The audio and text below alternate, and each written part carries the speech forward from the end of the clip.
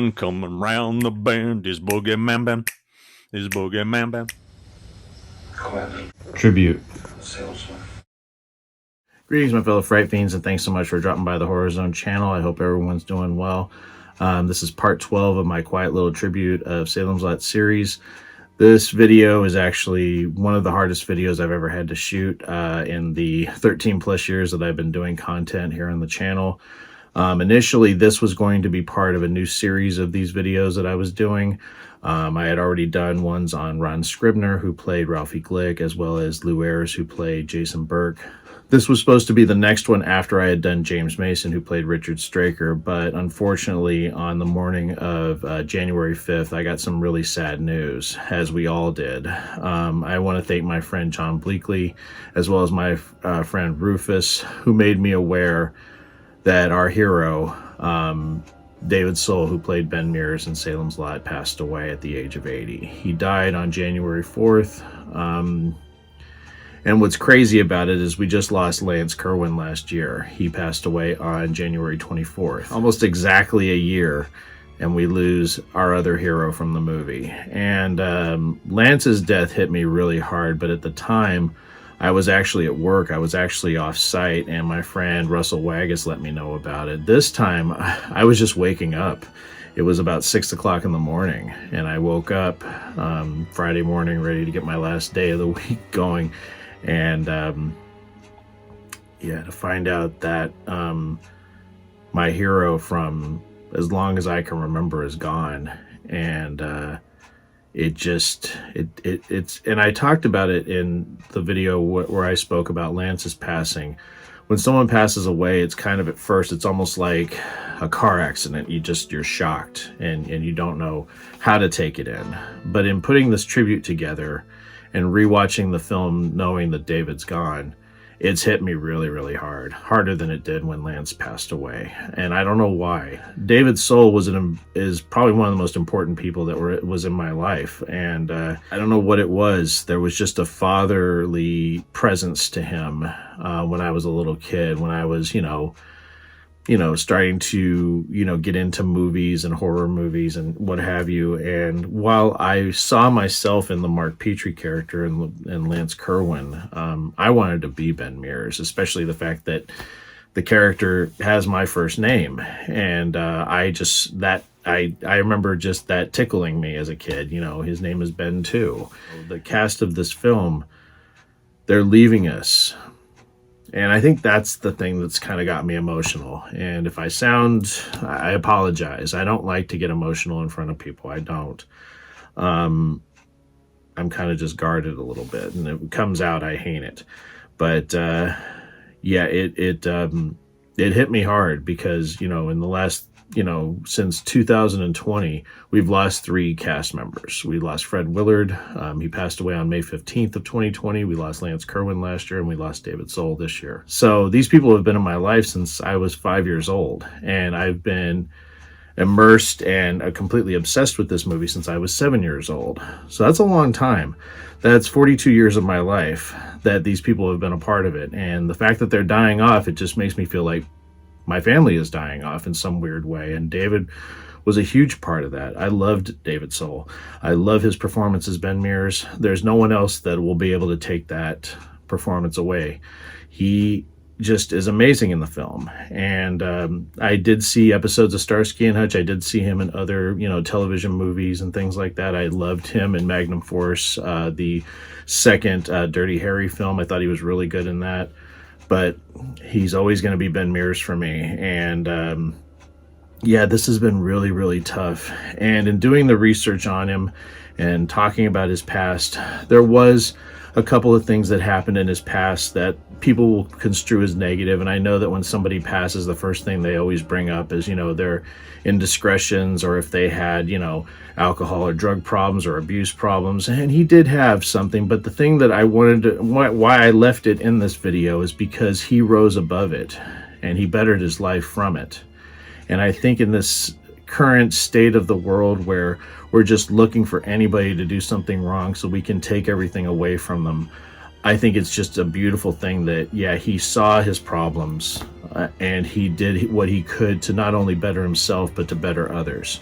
and that's why I wanted to leave it in this. I also want to say a big thank you to, as always, Tony Earnshaw and this amazing book, Studies in the Horror Film, Salem's Lot, one of my prized possessions, something I've had almost 10 years, which is pretty crazy. But this has been a tremendous resource in doing these videos, and I'm so grateful that I have it. And I do use excerpts from an interview in this book, and then the interview is from 2002. It's called The Purity of Terror, an interview with David Soul. Fantastic read, and really gives you a lot of insight into what drew him to this performance and what it was like filming it. And I also love the fact that he loved the town of Ferndale where it was shot. He does mention Ferndale a couple of times, and loving that town the way that I do, it just really made me happy. And I almost have always felt like there was a piece of him there when I go there and visit, especially when I visit the really infamous locations that he was at, you know, going up to the Marston House or down by where the antique shop was, Crockett Realty.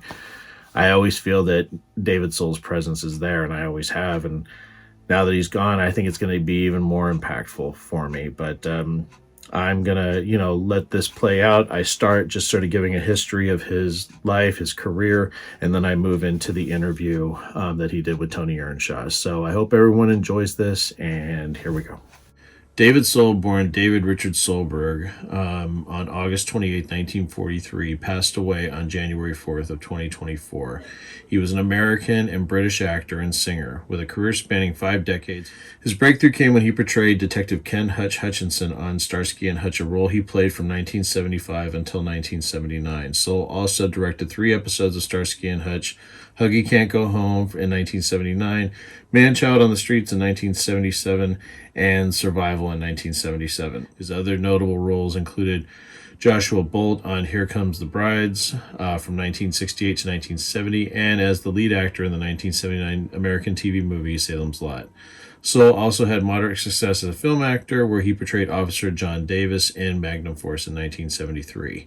During his career, he also found success as a singer, achieving a #1 single on the U.S. Billboard Hot 100 with Don't Give Up on Us, which also peaked at #1 in the UK and Canada. Soul achieved a further 4 top 10 entries and an additional #1 single on the UK singles chart with Silver Lady. In the 1990s, he moved to the United Kingdom and found renewed success on the West End stage. He also made cameo appearances in British TV shows, including Little Britain, Holby City, and Lewis. Soul was married 5 times and had 5 sons and a daughter. He was 21 when he married his high school sweetheart, Miriam Mem Solberg. In 1964, the couple had 1 child, a son. The marriage lasted under 2 years, ending in divorce. Soul's second marriage was to actress Karen Carlson in 1968. After they met on the set of the television series Here Comes the Brides, they had a son together, Christian Solberg, born April 3rd, 1971. The couple divorced in 1977. During the years he was filming Starsky and Hutch, Soul had an open relationship with actress Lynn Marta. On October 12, 1980, Soul married Patty Sherman, ex-wife of Bobby Sherman, teen idol and cast member of the television series Here Comes the Brides. Soul became stepfather to Carnell Sherman's 2 children with Bobby Sherman. Soul was ordered to attend therapy classes for alcoholism and anger management after attacking her when she was 7 months pregnant with their child. It was his first offense, and charges against him were dropped after he completed a probationary diversion program. Soul later spoke of his regret and visited prisons to talk to inmates about domestic violence. In 1987, Soul married actress Julia Nixon. The couple had a daughter, China Soul, who is a singer-songwriter. Soul married his 5th and last wife, Helen Snell, on June 26, 2010. Snell was an English public relations officer in the British stage production of Death Trap. They had been in a relationship since 2002 after meeting when Soul was working on that play. He referred to her as his soulmate. In 2004, Soul obtained British citizenship. He credited his relationship with Helen as his reason for obtaining citizenship and stated that he knew he wanted to spend the rest of his life with her. Soul was a 3-pack-a-day cigarette smoker for 50 years. Although he had stopped smoking 10 years prior to his death, he was seriously affected by COPD and had also had a lung removed due to cancer. Despite what he was dealing with, he never lost his sense of humor. Just months before he died, Soul pitched the idea of reprising the roles he and Glasser made famous in the reboot of Starsky and Hutch. He said every article mentions the original actors by name, so posted on X. So why not just reboot Paul and me as a couple of old farts solving piddly-ass crimes at the assisted living facility where we would now live? Who can do Starsky and Hutch better than him and me? Soul died in a London hospital surrounded by his family on January 4th, 2024 at the age of 80. So these excerpts are from an interview that David Soul did back on February 9th of 2002 with Tony Earnshaw. Tony Earnshaw also is responsible for the book Studies in the Horror Film, which was released in 2014. In this interview, David focuses primarily on how he got the role of Ben Mears in Salem's Lot and also what it was like filming the beloved miniseries. So Salem's Lot was one of his first jobs after Starsky and Hutch had ended. The series ran from 1975 to 1979. Soul was pretty much more focused on the state of the country, not particularly on looking for big projects. He did documentaries, worked with farmers of Farm Aid. The documentaries focused on water and Pittsburgh steel. Richard Coberts and Toby Hooper were the ones that wanted David for the role. David was not familiar with Stephen King, nor had he read Stephen King's novel. But he loved the script and he loved the biblical overtones, especially the Satanism traditional style. Really enjoyed the way that Ben Mears was written, and also really loved where they shot the film up in Northern California in Ferndale. He was also really good friends with Jeffrey Lewis, who he said was a skiing buddy of his. When asked how the project was sold to him, he said it was on paper, it was in the script. You read the script and you make up your mind whether you like it or you don't like it, and I liked it. He said you could still be surprised by television. It was one of the things that I loved about television back then when it was innovative. It was really innovative. Starsky and Hutch was a totally innovative show and kind of a watershed. The buddy Cobb was spawned by Starsky and Hutch, and he was aware that it was a groundbreaking project. He says anytime you have a character like James Mason involved, it's got to be a special project. And the commitment of producer Richard was undeniable, and Toby Hooper. He was a guy whose major piece was the Texas Chainsaw Massacre. He was not what you'd call one of the golden boys of the network. He was a real renegade, a weird little guy, a strange guy, but very gentle. He just had a take on things. Everything was so carefully storyboarded. One of the reasons they accepted Toby was because his preparation was so impeccable. He and Richard worked very, very carefully on the storyboard, so there was no doubt in anybody's minds that the guy was prepared. I think that's one of the things that really swung it for Toby. I like weird people. They're my favorite people. I didn't have a problem with him at all. I liked him. I should qualify the word weird because I've been known to be a little difficult, but I'm not. When I like you, I like things right, and you want to do it right. One of the things that I appreciated about Toby was his attention to detail and his care to get things right. I think his relationship with the actors, generally speaking, was very good. I don't think Mason was particularly impressed with him one way or another. Mason played Mason. I think Toby just left him alone, and that is fine. I got on famously with James. I just adored the man. I used to play cards with him and Clarissa. He and Clarissa had the other trailer, and we'd hang out. He was a gent of a guy. In terms of the few scenes that he shot with Mason, he says, on set, the thing that impresses you the most about someone like him is the economy of what he does. It's a very specific and very economic. What it does for you is bring you into the same place. So it's not about how much you do, it's about what you do. Less of the right thing. Less is not always better. You can really tell a pro. He's not all over the place. He's clear and to the point. Part of it was James Mason, and part of it was the fact that he was Straker. He embraced the role. You walked on the set and Straker was there. I was a young actor. I didn't even call myself an actor yet. I was a young stud actor playing at acting. And this guy walks in. I remember the first scene in the shop. I don't remember why it was such an impactful moment, but I was in awe of this guy. It sort of worked for me and helped me because I could take that and put it into what I was doing. The shop scene was the first scene in which I worked with James. It fits in with what we're talking about because when he walked on, I thought, oh my Christ, I'm working with James Mason. James just sort of took the lead. I spent a lot of time in his Winnebago. His daughter Portland was there. We had dinner sometimes together. He was a very ordinary, decent guy. Reggie Nelder, he was born for that role, Soul states. He had worked in Hollywood for a long time. He was a guy who just salivated. He was a weird-looking character, and he just looked like Barlow. I spent time with him. He was just a guy, but once he put that makeup on, I put a stake in his heart, and that was it. He says Bonnie was having a thing with Toby. We hung out for a while together, and then she and Toby took off. Lance Kerwin was my kid brother. He was the kid I look after. You had Mason and Soul, and then Kerwin. It was like a feeding cycle. One looks up to the other, to the other. Lance was a lovely guy, a very sweet boy, and we got on very well. Jeffrey was an old friend of mine. I'd met him partially through Clint Eastwood. Jeffrey did a lot of television. Also, he and I shared a passion for skiing, so we'd go skiing together. George Zunza became a very good friend and then drifted away. It's part of what it is. We very intense relationships and friendships for a short period of time. So I went on to state that he's very proud of the film. He said the job of an actor is to be part of a puzzle, and your vocation is to fill the intention of the film. If that's successful and your part of the collaboration works, then I'm very pleased. There's nothing worse than seeing yourself stick out in a very bad film. It doesn't matter that you gave 100% of your effort. It's still a shit film.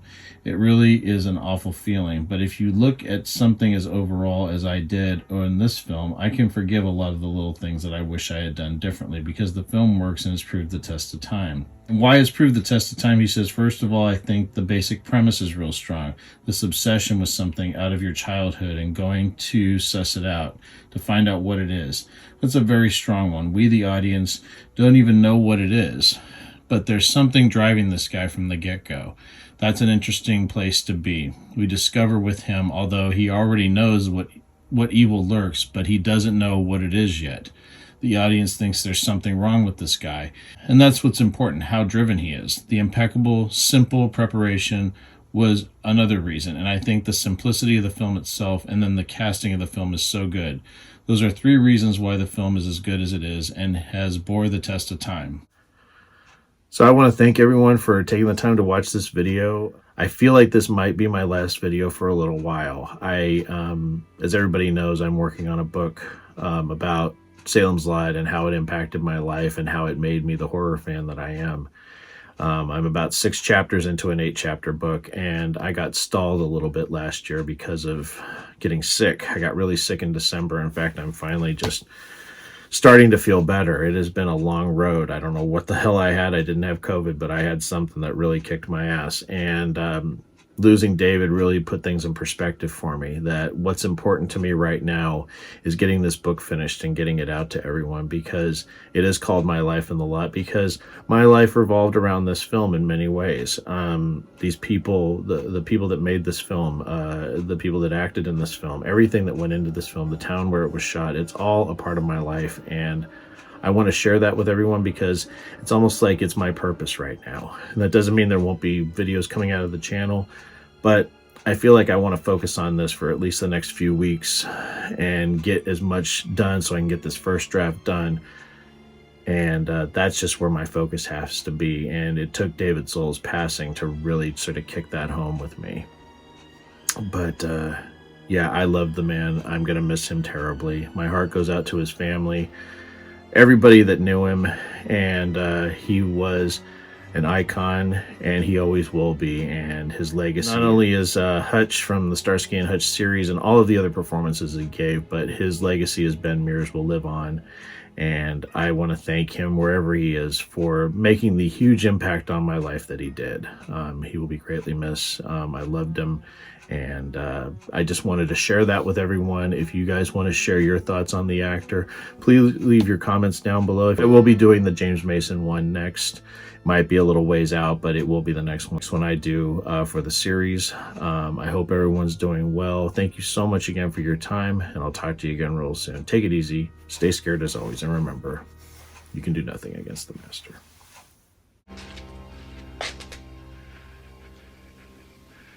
There'll be others. Do we go now?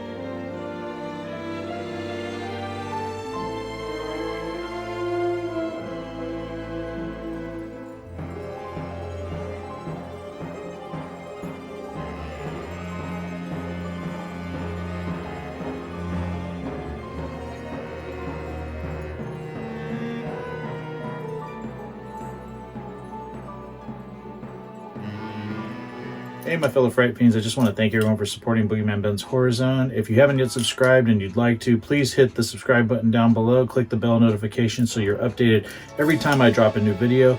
I try to drop a video at least once or twice a week. The Horror Zone is a passion of mine, and it really makes me happy that I can share that passion with all of you guys. Thanks so much again for the support, and I'll talk to you again real soon. Take it easy. Stay scared as always.